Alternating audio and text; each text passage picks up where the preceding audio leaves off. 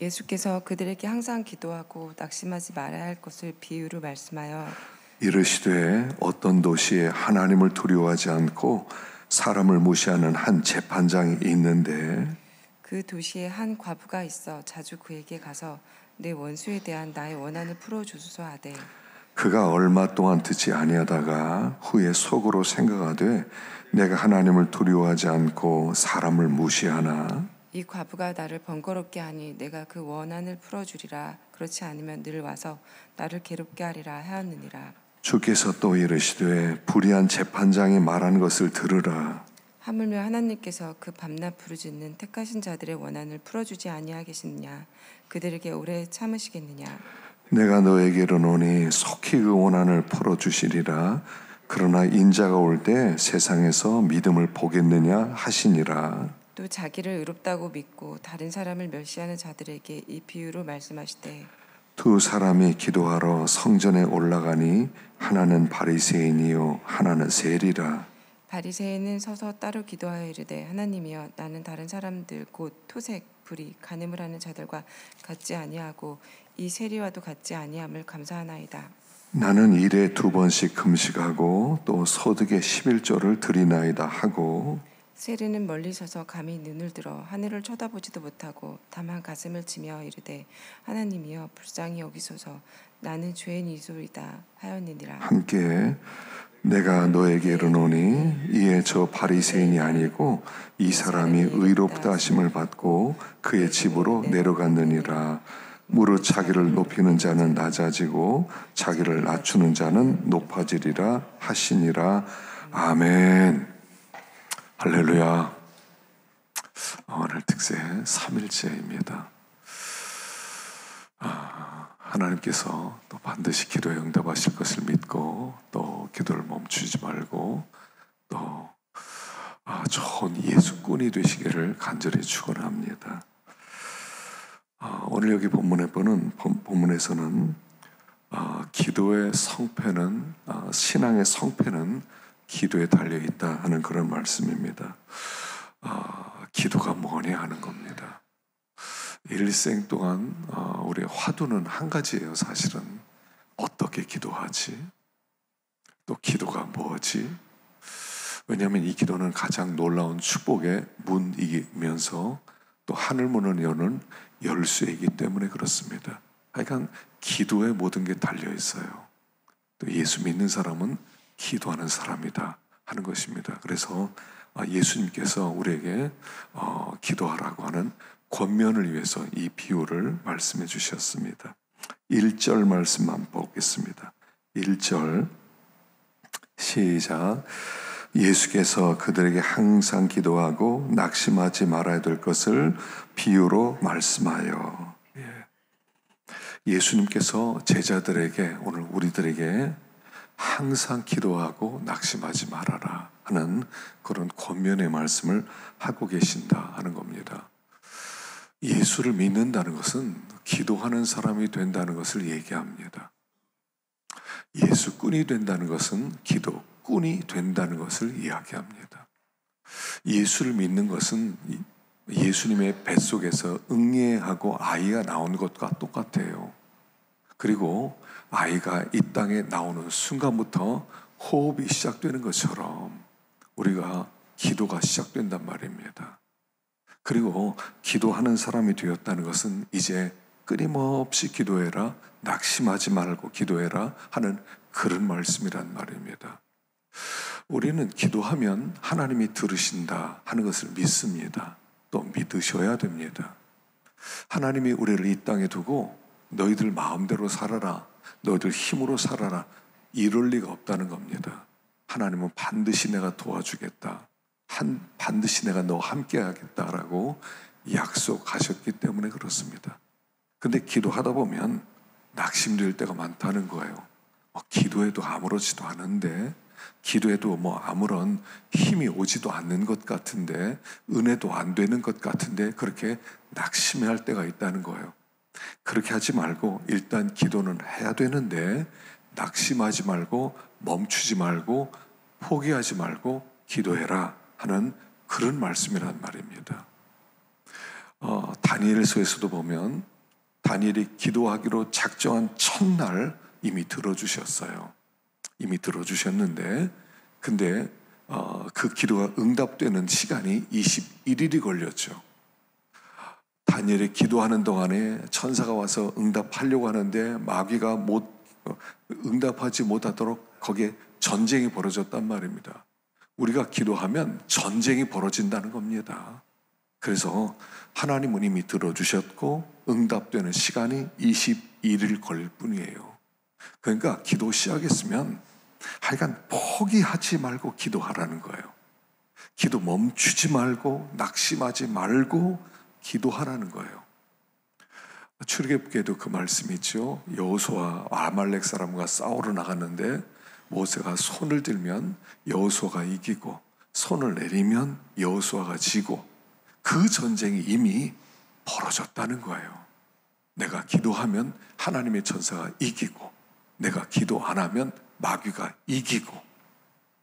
그래서 기도는 포기하지 말고 기도해라, 멈추지 말고 기도해라 하는 말씀이 오늘 주어진 말씀이다 하는 것입니다. 자, 2절을 한번 보겠습니다. 2절과 3절 읽어보겠습니다. 시작. 이르시되 어떤 도시에 하나님을 두려워하지 않고 사람을 무시하는 한 재판장이 있는데 그 도시에 한 과부가 있어 자주 그에 가서 내 원수에 대한 나의 원한을 풀어주소서 하되. 어떤 도시에 하나님을 두려워하지 않고 사람을 무시하는 재판장이 있었는데 거기에 또 과부가 있었단 말입니다.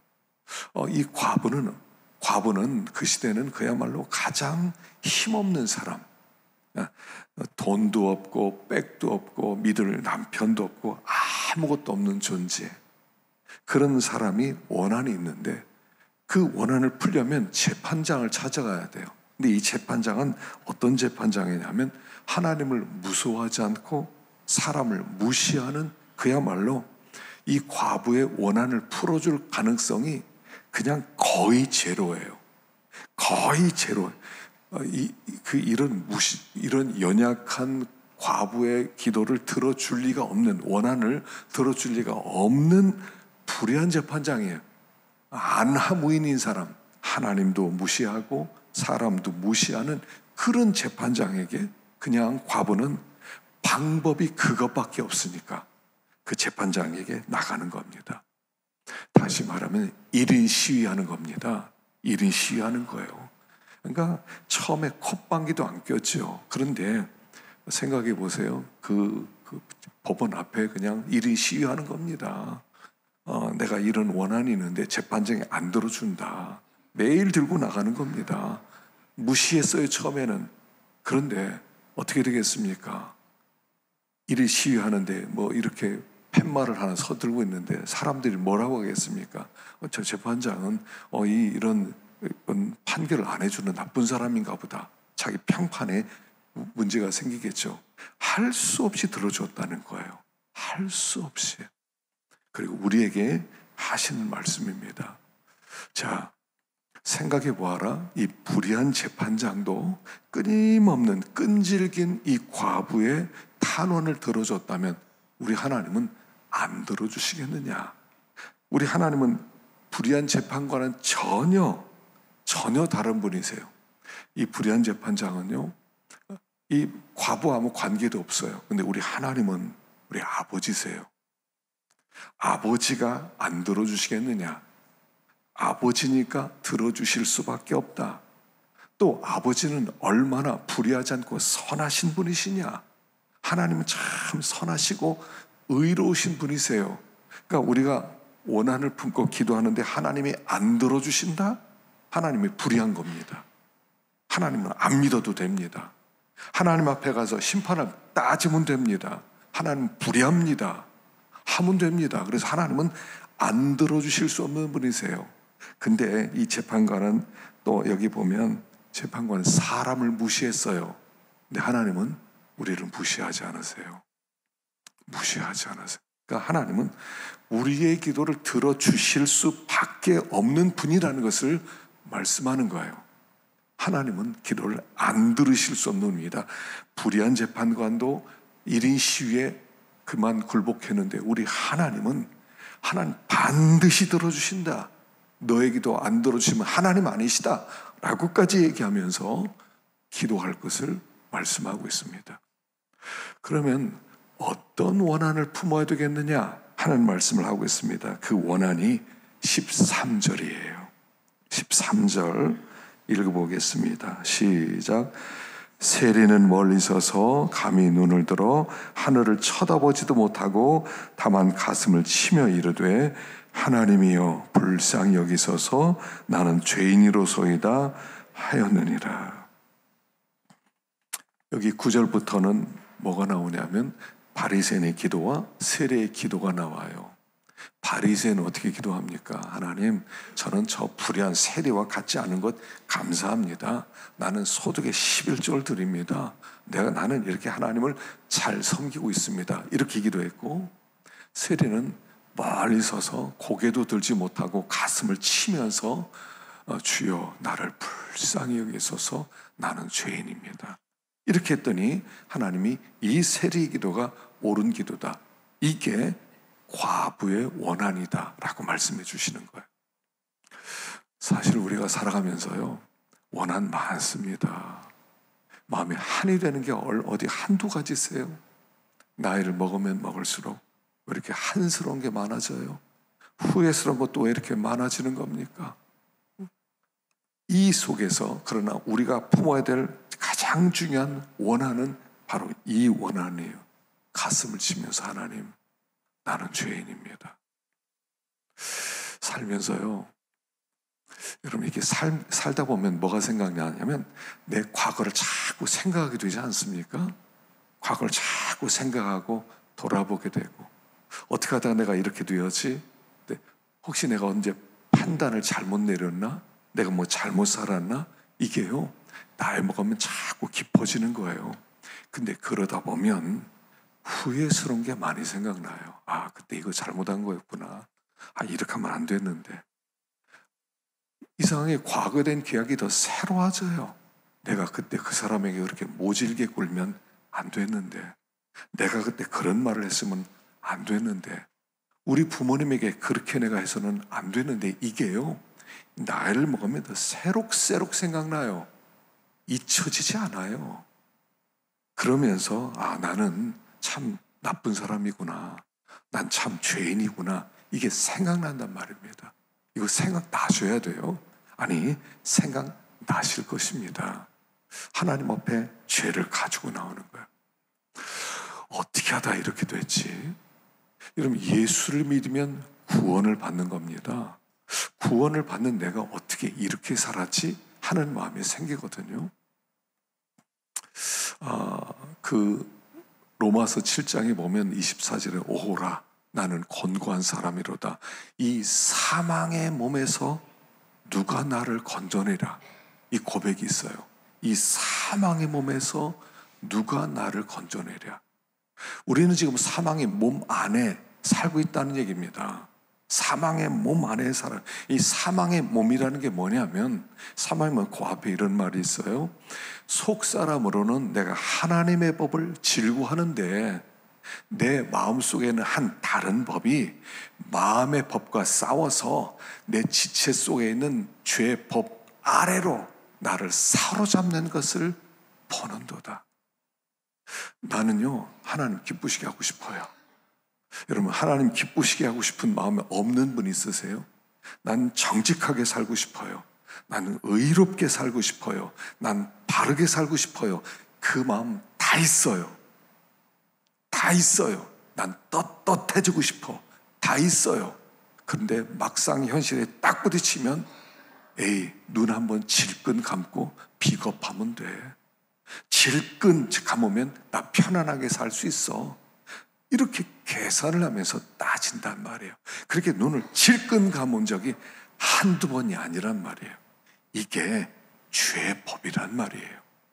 우리는 예수를 믿어서 예수님이 십자가에 죽으심은 뭐냐면 죄의 결과로부터 구원받았어요. 우리는 죄의 결과, 죄가 주는 멸망으로부터 우리는 건진받았어요. 그런데 매일매일의 삶에서는 죄의 권세 아래서 굴복하고 살아가요. 죄의 결과로부터는 구원받았는데 죄의 힘에는 늘 굴복하며 살아가더라는 거예요. 이게 우리의 원한이에요. 하나님을 기쁘시게 드리는데 마음대로 되지 않고 에이 몰라 눈 한번 질끈 감어. 그러면 한 번만 비겁해지면 돼. 편안해질 수 있어. 그렇게 살더라는 거예요. 내가 이 세리가 그랬단 말입니다. 세리니까 직업이 뭐예요? 세금 걷는 거예요. 저 사람에게는 1,000원을 걷어야 되는데 저 사람이 1,100원을 걷으면 1,000원 내 거야. 그러면 내가 저 사람 얼마나 어렵겠어. 에이 눈 한번 질끈 감어. 이러고 보내더란 말이에요. 세리처럼 살더란 말이에요. 내 생각과 내 몸이 다르게 움직이더란 말이에요. 그게 원한이에요. 나 왜 이렇게 살지? 나 왜 이렇게 살지? 이게 원한이 된 사람이 그리스도인이란 말이에요. 그게 원한조차 되지 않았다면 문제가 있다는 거예요. 하나님, 나 이렇게 살아야 되는 거 알아요.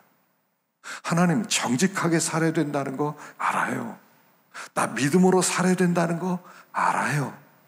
그런데 나 그렇게 못 살고 있어요. 하나님, 이게 마음이 아파요. 하나님, 이게 고통이에요. 이게 잠을 자지 못하게 만들어요. 하나님, 이거 어떻게 하면 좋습니까? 이게 원한이란 말이에요. 그걸 가지고 나오라는 거예요. 그럼 하나님이 들어주시겠다. 힘을 주시겠다.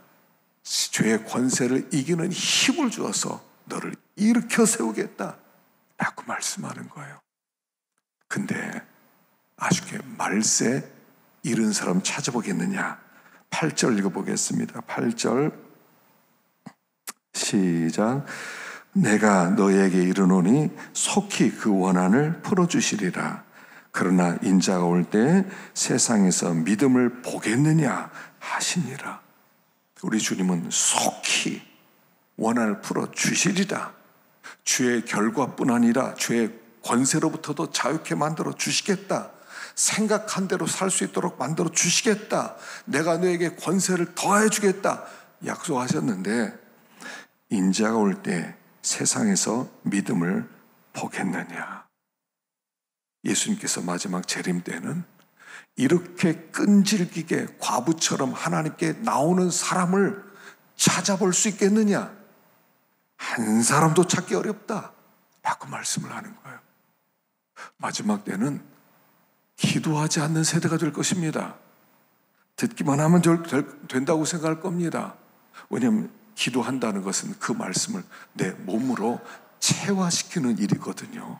내가 그 말씀의 사람 되길 원합니다. 그 말씀의 성육신이 일어나는 게 기도란 말이에요. 근데 지식만 생겨요. 알아. 근데 아는 것은 내가 아니란 말이에요. 그래서 기도하지 않고 말만 많아지게 될 것이다. 기도하지 않고 생각만 할 것이다. 그런 사람들이 많아질 것이다. 이게 마지막 때의 징조라는 거예요. 예루살렘 성이 멸망할 때 무슨 일이 벌어졌습니까? 너희는 빨리 예루살렘 거리를 찾아보고 넓은 거리에서 찾아보아라. 정의를 행하고 진리를 구하는 사람 한 명을 찾으면 이 성 용서할 거다.